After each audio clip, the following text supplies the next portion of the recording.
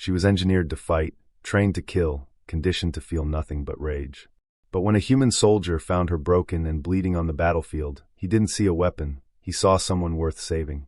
Now, as the war rages around them, she must confront the one thing she was never prepared for: love. The battlefield was her cradle, born not from love, but from a war that never ended. The alien girl had known only the cold weight of armor pressing against her skin, the sharp scent of blood on her hands, and the deafening roars of soldiers who saw her not as a daughter, not as a person, but as a weapon. She had been bred for one purpose: fight, kill, and die for the empire that forged her. Yet as she stood amid the wreckage of a burning outpost, clutching a blood-slicked blade, she realized something was wrong. The enemy had not fought back.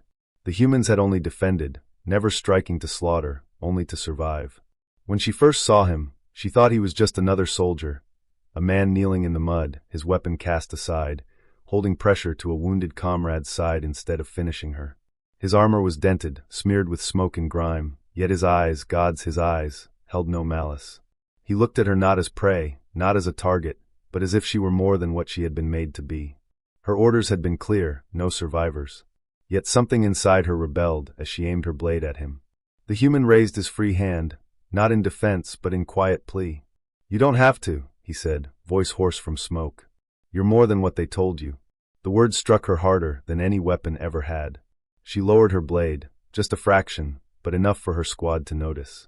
They shouted, commanded her to strike, to kill, to prove her loyalty to the breeding pits that shaped her. But she couldn't, not while his eyes held hers, not while his voice cracked like it was carrying a truth she had never been allowed to know. The battle ended in chaos, her squad torn apart by a sudden barrage from the human side, leaving her stranded, wounded, and alone in the mud. She should have fled, should have returned to her handlers, but she didn't. Instead, she stumbled toward the man she had spared, only to collapse beside him, too weak to lift her own weapon. He didn't kill her. Instead, he caught her, cradling her head against his shoulder, as if she wasn't a soldier bred to murder his kind. His touch was warm, not like the sterile grips of handlers or the cold straps of restraint tables, but truly warm, human, alive. She felt her breath hitch, not from pain but from confusion. No one had ever touched her this way.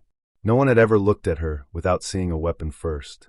As the night deepened and the fires burned low, she felt something foreign bloom in her chest, a fragile spark of something she had no word for. Not yet, but when he whispered, "You're safe now," she began to wonder, was this what love felt like? The girl's eyes, sharp yet glimmering with fear, locked on mine as the training yard fell silent. Around us, the clang of weapons ceased, the smell of scorched metal and ozone hung heavy. Her body bore the marks of endless drills, bruises along her arms, faint burns across her shoulders, a faded training harness hugging her curves with brutal tightness. She was everything her creators wanted, a living weapon, yet her trembling breath betrayed something else. Something human. I stepped closer, my boots crunching against the cold steel floor, and said softly, "You're not a weapon to me." She blinked rapidly, confused, defensive, yet unable to hide the faint tremor of hope spreading through her stance. No one had ever spoken to her like that, not in a world where affection was seen as weakness, where her kind were treated like war machines wrapped in skin.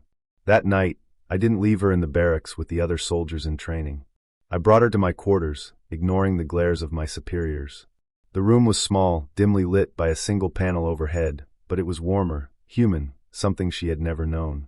She stood in the doorway, body tense, unsure if she was walking into another test, another punishment. I pointed to the bunk and said, "Sit. You need rest." She hesitated, her eyes flicking between me and the floor like she was calculating risk. Finally, she obeyed, lowering herself onto the cot with the grace of someone trained to expect sudden orders. I knelt before her, careful, slow, and inspected the shallow cut along her thigh where a training blade had slipped past her guard earlier. She flinched as I reached for the medkit. "Easy," I whispered. "I'm not here to hurt you." Her gaze softened, only slightly, but it was enough. As I cleaned the wound, I asked her name. She didn't answer. Instead, she whispered, barely audible, "I was not given one." The words struck me harder than any blade could. A life built for war, yet denied even the smallest shred of identity. I pressed a sterile patch over her cut and met her eyes. "Then I'll give you one," I said, and for the first time, she looked at me, not like a soldier looking at a commander, but like a girl looking at someone who saw her as more than her purpose. Days turned into weeks. Each training session still tested her endurance, but I refused to treat her like property. I taught her how to move not just with precision, but with freedom, how to fight for survival, not for someone else's cause. At night, we spoke, quietly, about what she dreamed of, though she struggled to understand the concept. Dreams? She once asked, tilting her head like a child learning a new word. They're hopes for tomorrow, I explained. She stayed silent for a long time before whispering. Then, I hope not to be alone. The war drums sounded soon after, orders for deployment. The alien commanders wanted her on the front lines, and they wanted me as her handler. But when the moment came, when the dropships opened to the blackened battlefield below, she didn't look toward the fight. She looked at me, waiting, not for orders, but for a reason to believe in something beyond blood and steel. I reached for her hand, boldly, openly, and she didn't pull away. We don't have to be what they made us, I told her. We can be more. And with that, we stepped off the ramp, not as weapon and handler, but as two souls ready to defy everything they'd been told they were meant to be.